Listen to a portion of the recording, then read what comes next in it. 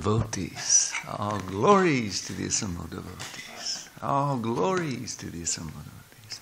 All glories to Shishi Guru and Gauranga. Jaya Radha Madhava Kunja Bihari.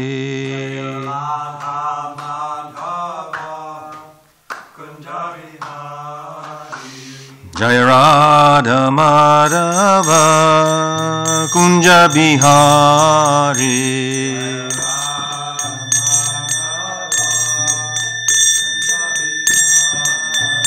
Jaya Radha Madhava Kunja Bihari.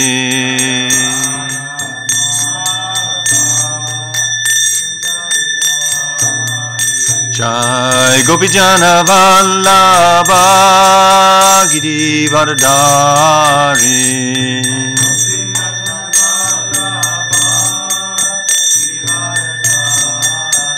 Jai Gopijana Vallabha Giri Vardhari.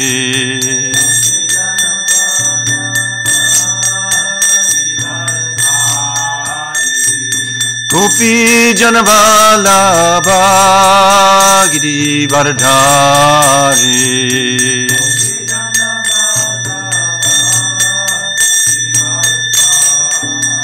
Yasodanandana Brajana Ranjana.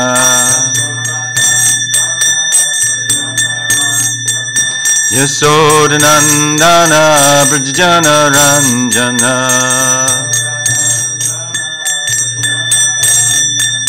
Yasodanandana Brajana Ranjana.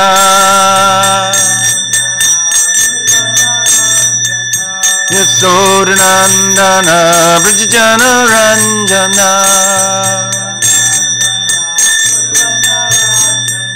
Jamuna Tira Vanachari. Jamuna Tira Vanachari. Jaya Radha Madhava Kunja Bihari.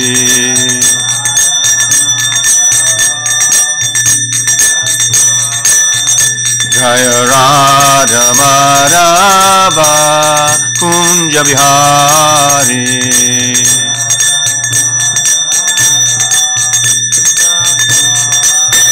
Jaya Radha Girdhari Radha Girdhari Radhe.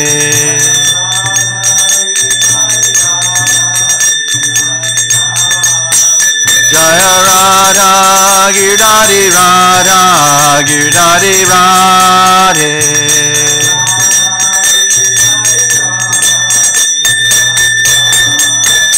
Prabhupada, Prabhupada, Prabhupada, Prabhupada.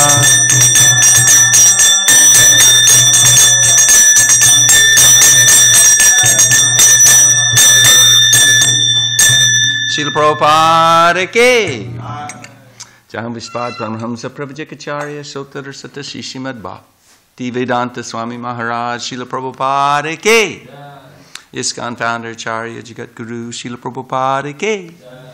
Grantaraj Srimad Bhagavatam ki. Samaveda Gaura Bhakta Vrinda ki. Gaur Premanandi. All glories to the assembled devotees. All glories to the assembled devotees. All glories to the assembled devotees. All glories to Shishi Guru and Gauranga. Glories to Srila Prabhupada.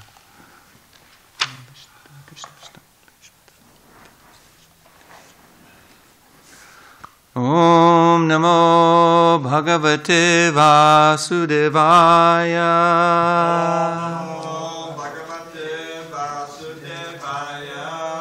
Om Namo Bhagavate Vasudevaya.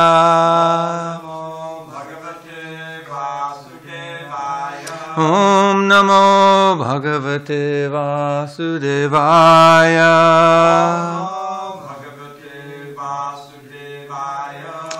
We're getting to hear from Srimad Bhagavatam, 3rd canto, chapter 27, Understanding material nature, last verse, text 30. Oh, is that right? Oh, yeah. Yadana yogo paschitasu cheto. Yadana yogo paschitasu cheto.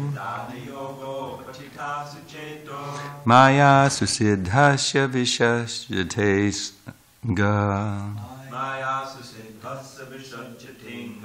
Maya susiddhasya vishashyate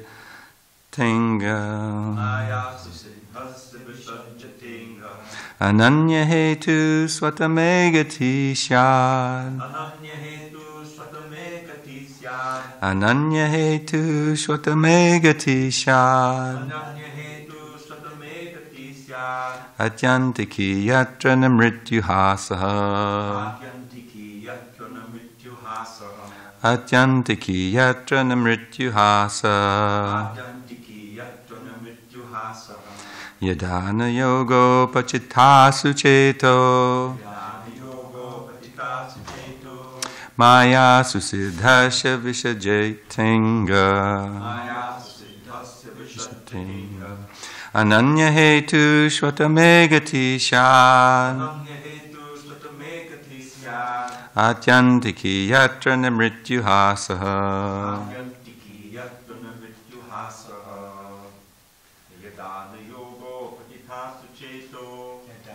Yogo pachitasu cheto. Maya susiddhasya vishajatinga. Ananya hetu svatamegati syad. Ananya hetu svatamegati syad. Atyantiki yatra namrityuhasaha. Atyantiki yatra namrityuhasaha. Kunda. Yadana yogo pachitasu cheto. Yadana yogo pachitasu cheto. Maya susiddhasya vishajatinga. Ananya hetu svatamegati syad. Atyantiki yatra namrityuhasaha.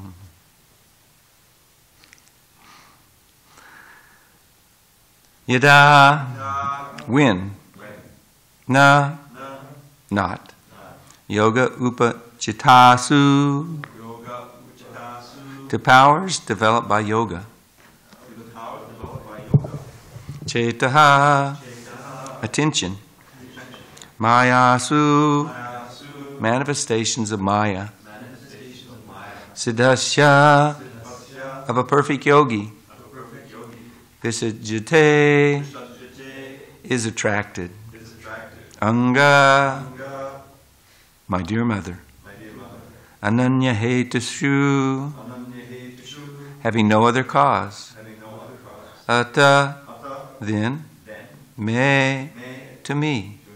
Katihi, his progress. Sha, becomes. Atyantiki, unlimited. Yatra, where? Na, not. Mrityuhasaha, power of death. Translation. When a perfect yogi's attention is no longer attracted to the byproducts of mystic powers, which are manifestations of the external energy, his progress towards me becomes unlimited, and thus the power of death cannot overcome him. Please repeat. When a perfect yogi's attention is no longer attracted to the byproducts of mystic powers, which are manifestations of the external energy, his progress towards me becomes unlimited, and thus the power of death cannot overcome him. Purport by His Divine Grace, A.C. Bhaktivedanta Swami Srila Prabhupada. Yogis are generally attracted to the byproducts of mystic yogic power, for they can become smaller than the smallest or greater than the greatest, achieve anything they desire, have power even to create a planet or bring anyone they like under their subjugation. Yogis who have incomplete information of the result of devotional service are attracted by these powers. But these powers are material. They have nothing to do with spiritual progress. As other material powers are created by the material energy, mystic yogic powers are also material. A perfect yogi's mind is not attracted by any material power, but is simply attracted by unalloyed service to the Supreme Lord. For a devotee, the process of merging into the Brahman effulgence is considered to be hellish. In yogic power, the preliminary perfection of yogic power, to be able to control the senses, is automatically achieved. As for elevation to higher planets, a devotee considers this to be simply hallucinatory. A devotee's attention is concentrated only upon the eternal loving service of the Lord. Therefore, the power of death has no influence over him. Such a devotional state, a perfect yogi can attain the status of immortal knowledge and bliss. Thus, in the Bhaktivedanta purports of the 3rd canto, 27th chapter of the Srimad Bhagavatam, entitled Understanding Material Nature. Om Jnana-timirandasya Gnanjana Salakya Chakshurmilitam Yena Tasmai Shri Gurave Namaha Shri Chaitanya Manobhishtam Stapitam Yena Bhutale Swayam Rupa Kadamayam Dadati Swapadandikam Vandeham Shri Guru Shiyata Padakamalam Shri Gurun Vaishnavamscha Shri Rupam Sagrajatam Sahagana Raganatan Vitam Tam Sajivam Sadvaitam Savadutam Parijana Saitam Krishna Chaitanya Devam Shri Radha Krishna Padam Sahagana Lalita Shivashakan Vitamscha He Krishna Karana Sindho Dinabandho Jagatpate Gopesha Gopika Kanta Radha Kanta Namostate Tapta Kanchana Gaurange Radhe Vrindavanishvari Prishabhana Sutta Devi Pranamami Hari Priye Vanchakopatarubhyascha Kripa Sindhu Bevacha Patitanam Bhavanebhyo Vaishnavebhyo Namo Namaha Shri Krishna Chaitanya Prabhu Nityananda Shri Advaita Gadadhar Shivasadi Gaur Bhakta Vrinda Hare Krishna, Krishna Krishna, Hare Hare, Hare Rama, Rama Rama, Hare Hare. One time all together. Hare Krishna, Krishna Krishna, Hare Hare, Hare Rama, Rama Rama, Hare Hare. Seems like we're in the eternal presence of a Monday morning after a Sunday feast. Hare Krishna. So thank you for all the services rendered yesterday. I'm sure many devotees and guests were very appreciative of the prasadam they were offered and the nice atmosphere and the association of you Prabhus. So we're ending this chapter, Understanding Material Nature, spoken by Kapila Dev to his mother. Personally speaking, I've really felt that Srila Prabhupada has been so kind. It's been a very powerful 2 weeks for me. I'll be leaving in a couple of days, and I'm just so appreciative. It's like Srila Prabhupada just, expanding upon or making crystal clear, giving some little inkling of understanding of Kapila Dev's focusing right down into pure unalloyed devotional service. The progress of the devotee who passes all obstacles is unlimited in his reciprocation with Krishna. And we can't understand the unlimited desire the Lord has for us. We can't really comprehend how much He wants us to come back home, back to Godhead. That's because we're still stuck in the bodily concept of life to greater or lesser degrees. The realization is what we're looking for. There's that last verse. Bhakta Bhav, do me a favor. Go get me a Bhagavad Gita, would you?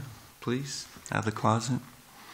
Srila Prabhupada says here that the yogis who have incomplete information of the result of devotional service are attracted by these powers. So to the degree that we are immature in our bhakti, these pure yogis that are being discussed, The pure yogis are the prema bhaktas, the pure unalloyed devotees of Krishna. Thank you. When Srila Prabhupada, it's a wonderful, this last verse, the last chapter, and if I'm not mistaken, the last line of Bhagavad Gita. By proper use of that independence, he, the devotee, comes under the direct order of Krishna. Thus he attains his normal condition in the pleasure-giving potency. So that's the goal. That's the proper understanding. You see, let's talk about the yogis here for a little bit. Let's chew on them, because that's the obstacle, the warning signs being given on the side of the path of bhakti, back to home, back to Godhead.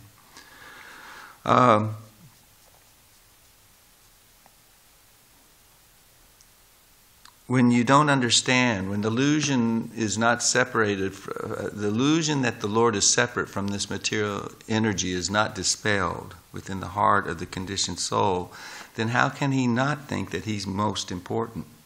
I mean, I am. It's about I and mine.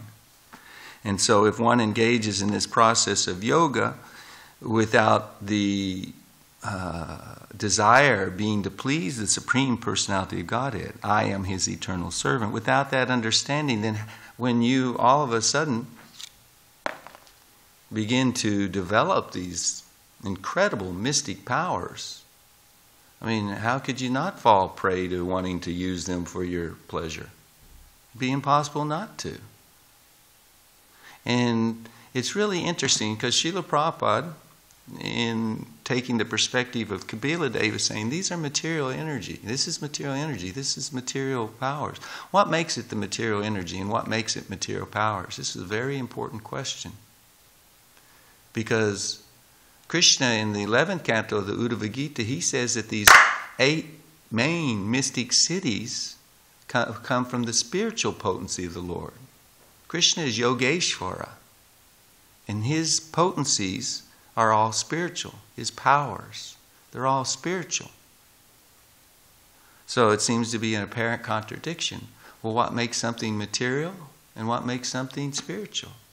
It's the motive with which it is approached, how it is engaged, or how it is viewed. If you see it separate from Krishna, then of course it's material. That's Maya. If you understand that it is coming from Krishna, that it is his energies, and that it is used in his service, that's spiritual. Now the pure prema bhaktas, they have all the mystic cities. Srila Prabhupada had all the mystic cities. But we have the examples of our acharyas and of, let's pick Rishabhdev. He's a really nice example. He's something that us, that someone in material consciousness can see that, wow, that extreme renunciation of material activities, consciousness, etc., that's spiritual. Because he gave up a kingdom, ruled the world, he gave it all up, he gave up clothes, he gave up any activities of varnashram, he just wandered throughout the world, absorbed in the pleasure of his existence. Because he was the Supreme Lord. And interesting enough, he was absorbed in service, the mood of service to Vasudeva. It wasn't just that he was absorbed in his own bliss, Atma Rama, but he was thinking of himself as a servant of the Lord. And he thought of his body as material, which it was not. And he would not engage in any material, mundane activities to protect his devotional mood and service to the Lord. Now in Satya Yuga, which is the time frame of Rishabhdev and also of these teachings of Kapila Deva, the sadhana or the process for achieving the service of the Lord was yoga. So Arjuna, when he was instructed in the process of yoga, Stanga Yoga, Hatha Yoga, Raja Yoga, whatever, then what did he say? No, I can't handle that. That's way too hard. What to speak of in Kali Yuga? I mean, these instructions how to perform this type of yoga for us is a joke. First of all, the modes and the conditioning of our Kali Yuga body which has influenced our consciousness, or you can say it the other way around, the body, conditioned by Kali Yuga and all the lower modes, they don't have a chance to be able to sit there alone and go beyond this 30-minute exercise of focusing. Did you say a candle or a dot on the wall? Or that was Tirtha Swami. Dot on the wall and candle for whatever it might be, anything but Vishnu. It's just impossible. But in that time, then it was the medium through which you would control the senses, control the life airs, control the mind, and bring it to the lotus feet of Vishnu within the heart. Now, if you didn't have guru and association of sadhus to help you, if you have not heard the absolute truth, then you may have some understanding of bhakti. Because to be able to see the Lord in the heart, which Srila Prabhupada says, the yogis often, upon having his darshan through this process, will mistake that they are viewing themselves. So that's because of an incomplete understanding and because of not having had proper instruction or guidance in the association of Guru and Vaishnavas. But upon seeing that form in the heart, they think it's them. And so you had to have some bhakti to get there. But as Krishna has said in more than one place, as it's said in our scriptures in more than one place, that bhakti is most rare. These cities, they're beneath liberation. They're inferior to actual liberation. And Krishna will easily give liberation over preference of giving unalloyed devotion to him. His representatives really want to make sure that you are sincere and serious in your desire to rendering service. Because in the land of Krishna, in the home of Krishna and the association of his family and friends, there's no interruption. There's no disturbance. It's all pure prema bhakti. You want to stand up, Bob, if it's too much? Okay. So, pure unalloyed love for Krishna, which is given by the causeless mercy, as we heard previously, is most rare. So the Lord has no problem in giving the mystic powers to the yogi, if that's what he desires. And for us, it relates to how much do we value our soul? I mean, I will tell you with complete confidence, the greatest majority of entertainers, in essence, have sold their soul to the devil. That's the common usage of the term. They want the fame, they want the riches, they want the whole 9 yards, which is really synonymous with they want to be God. So they are willing to subject themselves to, very demoniac association and principles in life, and be willing to propagate the demoniac mode of consciousness in life. Life is, it has nothing to do with God, but everything to do with power, sex, pain, exploitation. That's the norm. That's what's being expressed and encouraged in all the medium, of entertainment. So they're willing to. My son would be very disappointed in me because I don't remember the last name of. He's the symbolic or the I forget that word that says the perfect example, the fable or the rumor. That Robert somebody, a black guitar player. Robert who? Johnson. Was it Johnson? Where he met the devil and he sold his soul to him, and he only came out with, he couldn't play a guitar worth a darn. And then he disappeared for 3 months, and evidently that's the rumor. We don't believe in Satan as a equal force of competition with Krishna. We do believe in very demoniac personalities that can gladly take the worship of Satan. So he came back in 2 months. 2-3 months, and anybody, Eric Clapton or anybody, will give him credit as the most incredible guitar player that ever was. The style of playing of guitar was revolutionary, unheard of, and everything followed in that pattern. Yeah. So it's just an example. What is it? Yeah. But well, I couldn't think of that word. It would come to your mind if you had been trying to express it. He's not the epitome, but he's the prototype or the exemplar of the whole idea that we're talking about. The yogi is willing to share or trade or sell, his immortal service to the Lord, his Swarup Ananda, a word I saw Bhaktisiddhanta Thakur use in a purport, for a temporary experience of the control and the enjoyment that comes with these mystic cities. Now, the example of Rishabdev, he possessed all those cities. As we said, Srila Prabhupada or any of the Mahabhagavats possessed them. But Sukadeva Goswami makes it very clear that why did he not engage in them or use them? Because he didn't trust them. If it can't be used in the service of the Lord, even if you possess it, then you just remain detached. If it can be used in the Lord, no problem. In the Lord's service, no problem. One time Srila Prabhupada was sitting in a train carriage in India, traveling. His servant was right next to him, and Srila Prabhupada was gazing off into the sunlight. The beautiful day that was outside the window.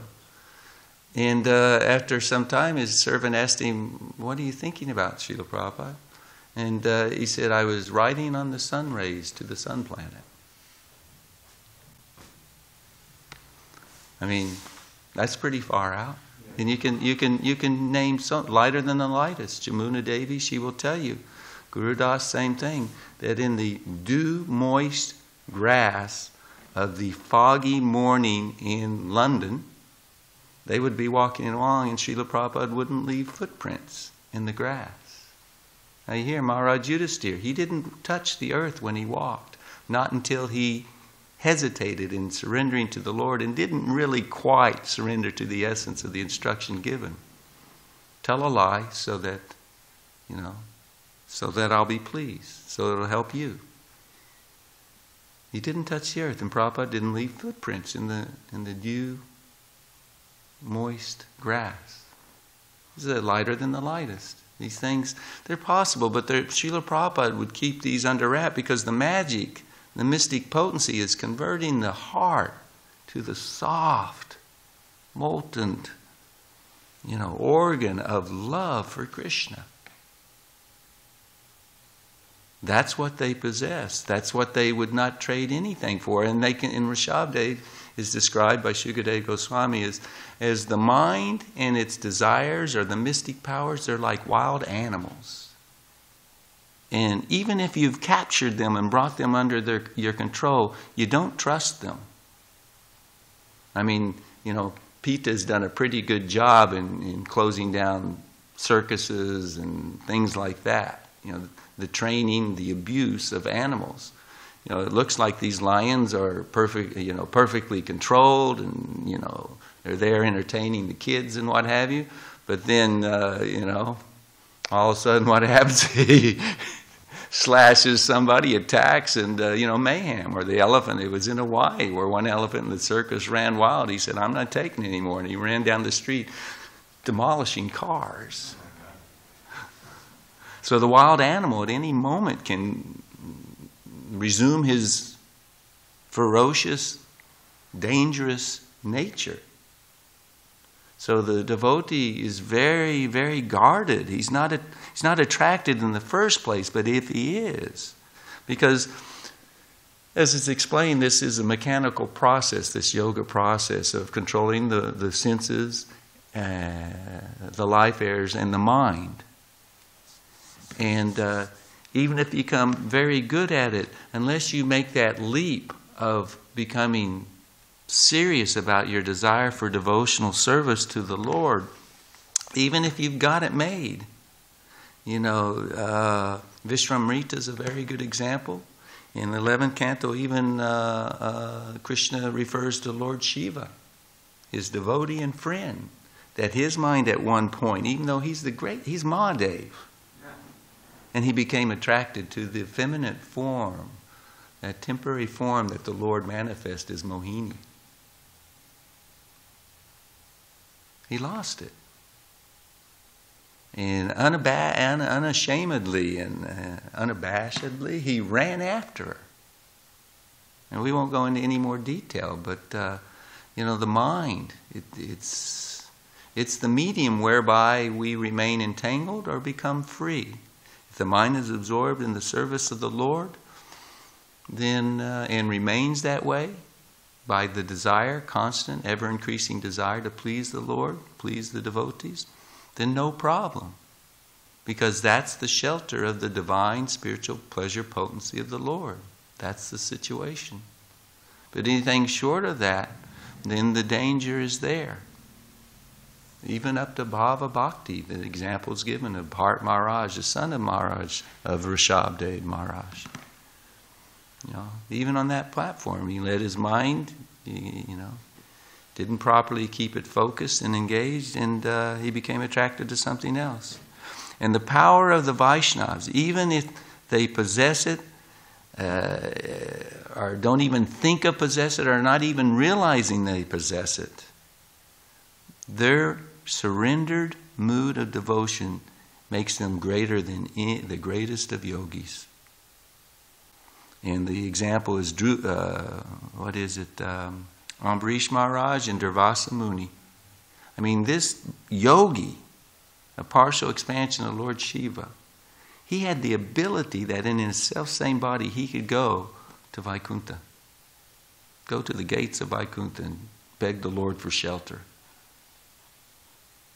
Demon, and he did that, he had that ability, and he exercised it because he had become angry with the devotee, thrown his hair down, created a big fiery demon that was supposed to devour Ambarish Maharaj. And Ambarish just simply prayed to the Lord. Hare Krishna. Completely dependent upon the Lord. Fearless. And also, he didn't even take offense against it. My gosh, that's the big contrast between Durvasa and Ambarish Maharaj. Here's a man trying to kill you. And he didn't even take it seriously. Why? Because he was in the position that the power of death had no control over him. In realized devotional service, obviously you understand you're not the body and that you're the eternal servant of Krishna. Immortality is yours. It's the nature of the living entity because we're part and parcel of Satchidananda Krishna. So death there's nothing to fear from death. Srila Prabhupada, I love these one-liners that are so striking, where Srila Prabhupada said, one should be more attached to chanting Hare Krishna than the very next breath you take. I've heard that, so I don't know where that is. You could... Yeah, it's a very powerful quote.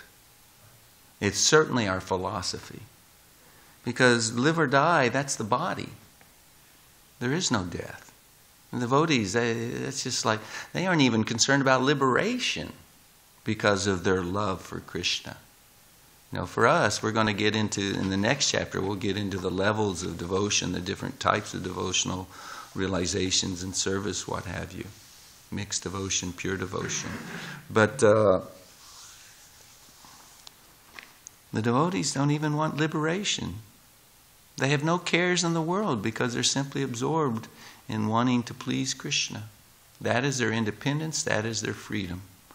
That is the most powerful situation within all of reality, spiritual and material worlds.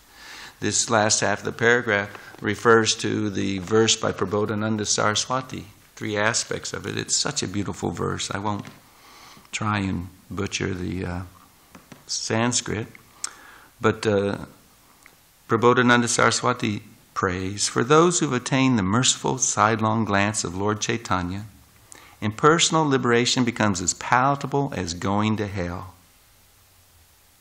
One time Bhaktivinoda Thakur, in doing parikrama around Navadvip Dham, he got the darshan of Mukti Devi.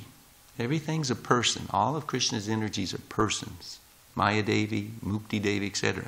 The impersonal goddess of the goddess of impersonal liberation. And boy, was she beautiful. We have no clue how beautiful she was. And he asked her, "Who are you?" She was crying. "Who are you?" She said, "Well, I'm Mukti Devi. And my sisters, Bhakti Devi and somebody else, I forget who, they've abandoned me." No, my servants, they've all abandoned me. They've gone taking shelter of Bhakti Devi. They've given up the desire of my association in personal liberation. And when he heard that she was Mukti Devi, he immediately fell down flat doing full dandavats in fear, praying to Krishna, "Protect me. Keep me firm in my devotional service to you. I have no desire for liberation. The desire of losing the ability to surrender, serve, lovingly serve Krishna is hellish. Most fearful thing. Impersonal liberation becomes as palatable as going to hell." I mean, actually, these are words striking to us. We have no desire to be going to hell. We've heard the descriptions in the 5th canto. For a Vaishnava, hell or heaven. He's going to be chanting Hare Krishna, as Prabhupada said, the typewriter, here or in heaven, what's it do? Clack, clack, clack, clack, clack. Some of you are too young to hear or remember the sound of the old, especially not the electric ones, but the old clack, clack, clack, clack, clack. That's what they do. So, I've only heard it secondhand, but one devotee said that, anyway, I won't repeat that because it is secondhand. But Srila Prabhupada, if his spiritual master or Krishna wanted him to go to hell, he would have no problem whatsoever. Get me there as quick as you can. Let me preach in hell. Took the words out of my mouth. Hellish. No other Vaishnavas had impossible. The heavenly cities of the demigods, so going to heaven, become as enticing as flowers imagined to be floating in the sky. I was wondering about, people these days. I learned what the cloud formations were in school, very young age. But I've forgotten them, the different names and formations. But half of these clouds are all chemtrails that just dissipate. And so, how attractive is that? Heavenly planets are just like the dissipation or the cloud formations of the chemtrails. It's like, I don't think so. The poisonous fangs of the untamable black snakes of the senses. Prabodhananda Saraswati is such a poet. So the senses, the untamable black snakes of the senses are broken. They're fangs.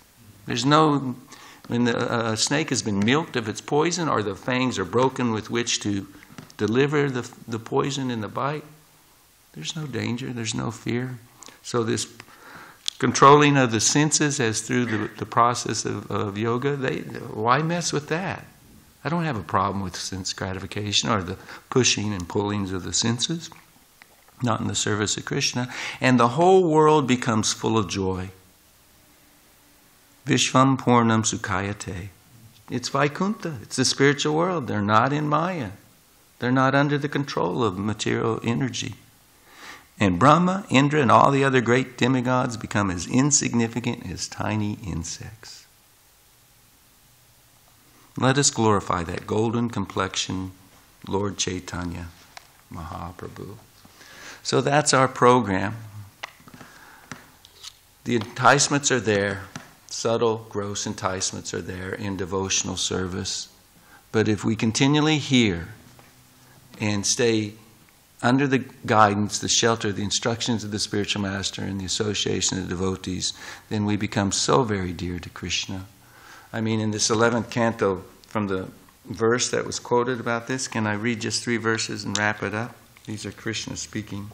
One who does not desire anything of this world, who is peaceful, self-controlled, always equal to everyone, and self-satisfying, finds only happiness wherever he goes. A pure devotee whose life is dedicated to me has no desire even for the position of Brahma or Indra. And so what to speak of becoming a lord of this world or of the lower planets? He's not interested in achieving the perfection of mystic yoga, nor even liberation from the cycle of birth and death, because his life is simply dedicated to me. And this is what I wanted to end on. My dear Uddhava, neither Lord Brahma, and I'll expand as we're saying, Lord Brahma is the servant of the Lord, neither Lord Shiva, the servant and friend of the Lord, Lord Shankarshan, the brother of the Lord, the goddess of fortune, the wife of the Lord, or Krishna says, not even my own self is as dear to me as you are. And the Acharyas have explained that, well, he was going to say, as dear to me as the pure Vaishnavas are. And in the next verse he goes on to glorify the gopis. But Uddhava's standing right there, and you don't want to discourage him, well, what about me? This is... Anyway, so he says, as dear to me as you. But it translates that any pure, unalloyed devotee of the Lord is more dear to Krishna than his very self. His total absorption is simply in the welfare of his devotees. So this is the perfection of life. That's the goal. To attain the unalloyed service of the Lord, the love for the Lord with that unalloyed service. And this process, although these things on our own, without the mercy of the Lord, who can achieve them? And certainly prema bhakti, Bhakta Ryan was asking me the other day, do you think there's any prema bhaktas? And I said, well, Srila Gaur Govinda Maharaj said, the sun is always shining in the sky, and the planet would not exist if there was not a pure devotee on the planet, an unalloyed Vaishnava. In other words, Krishna's mercy is always available through his devotee. Very rarely found, though. But I was going to say that for us personally achieving it, impossible.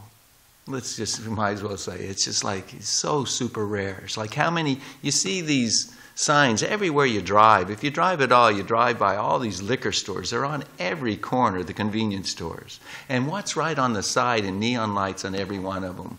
Hey, you could win $102 million if you'll play our lotto. Well, oh, that's low. Sometimes it gets up to 200 plus. It's like, who wins that? Yeah, okay. It's extremely, extremely, extremely rare.